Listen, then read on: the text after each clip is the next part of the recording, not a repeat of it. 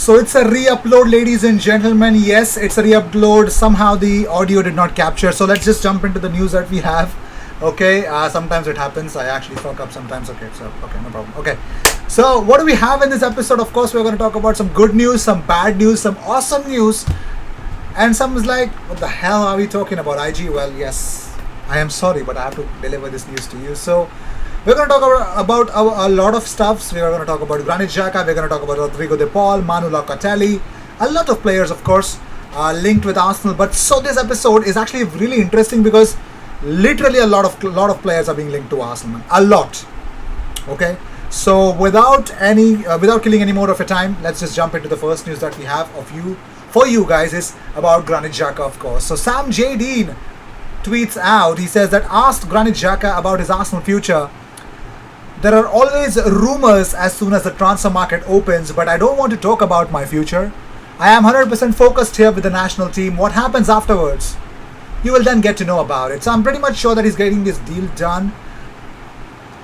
That's what he would want that to happen. So it is what it is, because I already mentioned it on my community tab as well that, according to Corriere dello Sport, Granit Xhaka's transfer to Roma is done. Comunicado official soon. Arsenal receive 18 million euros plus variables. Xhaka gets 2.5 million euros per annum for 4 flipping years. 4 years, 10 million euros is what he is going to earn. I think he's taken a pay cut, something that, but okay, that's that. I think that's what Italian clubs can actually pay for you.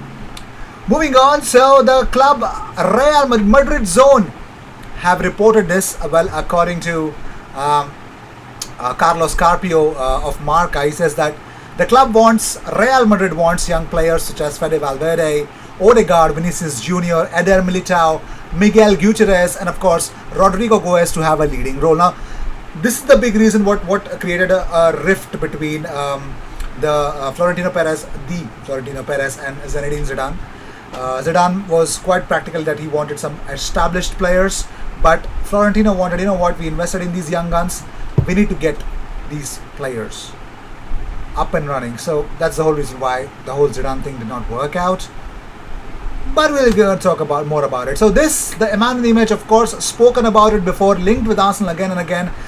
Albert Sambi Lokonga. Well, according to, of course, the only Christophe Terreur, he says Arsenal have been following Albert Sambi Lokonga for a long time and have indeed made an enquiry for the midfielder. According to Athletic.uk, Albert Sambi Lokonga could be Thomas Partey's backup. I don't even know where that keeps Arsenal in Bissouma purchase or Bissouma race. That's that. I'm not going to argue more on it.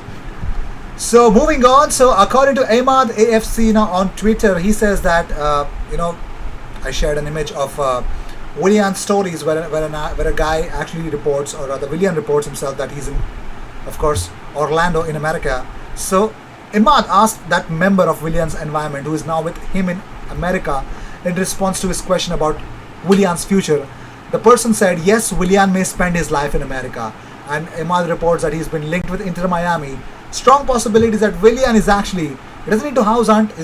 2 years ago, he bought a house in Orlando, so he doesn't need to buy a house.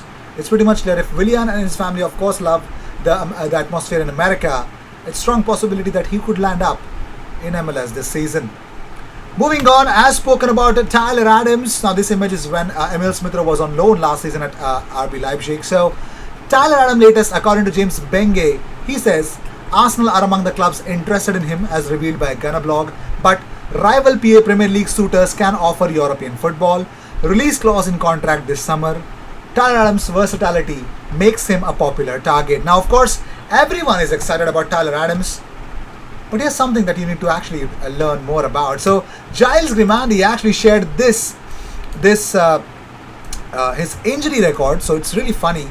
This season he had back trouble. He was out for 30 days, and MCL injury, probably a knock maybe, but he was only out for 1 day. He just missed one game. But more importantly, if you look at the history, last season, torn muscle fiber out for 12 days, adductor problems out for 10 days, fitness issue out for 37 days, and then you could see the season before, two times adductor problems where he literally lost more than 4 months of his gameplay, rather 12 games did not play at all. When he was at Salzburg, he had a back injury. So you can actually understand the injury history of the lad, and that's not what you like.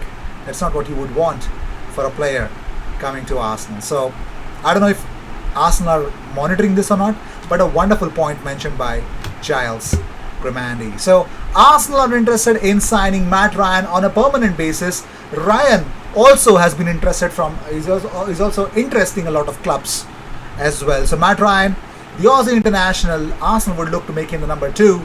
But the big question is he a number 2 that is actually going to vie with the number 1 goalkeeper, probably with similar to in terms of caliber? I don't know. He could be, I don't know. According to Cadena Ser, Arsenal are following Alexander Isak and have contacted his agent to keep them informed about the player's situation. Now, so Radio San Sebastian say that Arsenal follow him closely and studying him to sign him this summer. Barcelona has him also on the agenda, and Roma also like Alexander Isak, but there's a significant risk. Let's see what happens.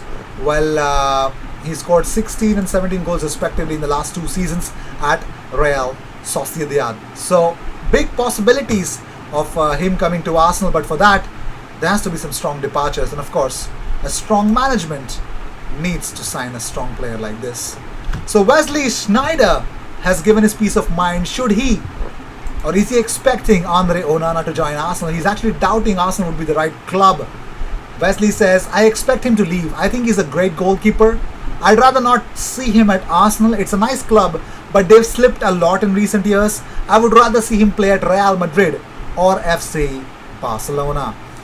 Now, Sneijder also discussed Onana's shortened doping suspension. He says, I think it's nonsense. If you can reduce a sentence like that by 3 months, why not by 6 months? So he wants Andre Onana to play quickly and rather, that his future gets secured much more quickly. Yeah. Shut up on that Arsenal comment. But moving on, so after securing Gerson, the next on the list for Marseille is Matteo Guendouzi. According to another source, Marseille have reached agreement with the player but are still negotiating with Arsenal. A fee of 12 to 15 million euros, 15 million euros, is seen as a fair outcome from this deal. So that's what they're willing, and that's what Arsenal would be seeking. But let's see where Arsenal are going to end up with Matteo Guendouzi. The man in the picture is a striker who plays for Lazio, Joaquin Correa. Arsenal and Everton are interested in Lazio forward Joaquin Correa. Lazio will demand 35 million euros, but Arsenal are willing to offer 20. That's like a little bit of insult, but you got to understand the amount of skill that you're talking about in Joaquin Correa.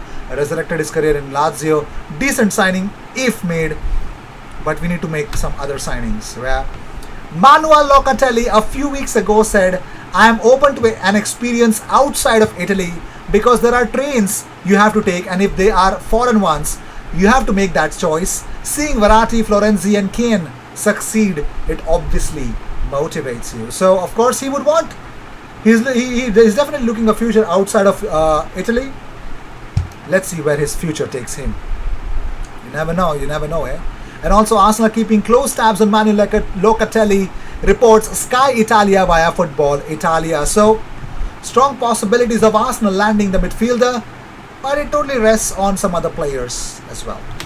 So if you can see this, it's a short map. Look at the shots that Nicolas Pepe used to take in Lille 2017-18. 65 shots, 13 goals, 118 shots, 22 goals. And while at Arsenal, these are his shots: 50 shots, 5 goals. Now this time he's taken less shots, but he scored double the goals. Why? What's the difference? So you can see last season he was taking more shots from outside the box compared to this season.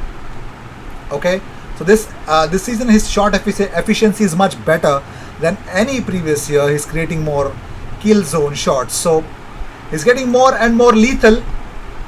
This is what this stat explains. So this guy, if of course you remember him, Guido Rodriguez, mentioned before as well a couple of months ago, probably last month itself, linked with Arsenal again and again, plays for Real Betis.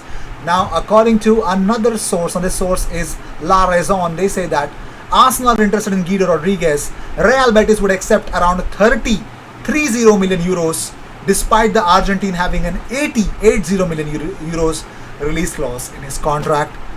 I don't believe it 100%, but yeah, that's the news. So, with this, I'm going to end this episode. Thank you so much for tuning in. If you seek daily Arsenal content, best place to be, consider subscribing. Hit that like button if you like this episode. If you don't like it, hit the dislike button. Comment and let me know which player you believe the news might be true. And of course, there's a watch along for the Euros. Big clash coming up, Italy versus Turkey. Do join in on the watch along. I will see you in the next one. Cheers.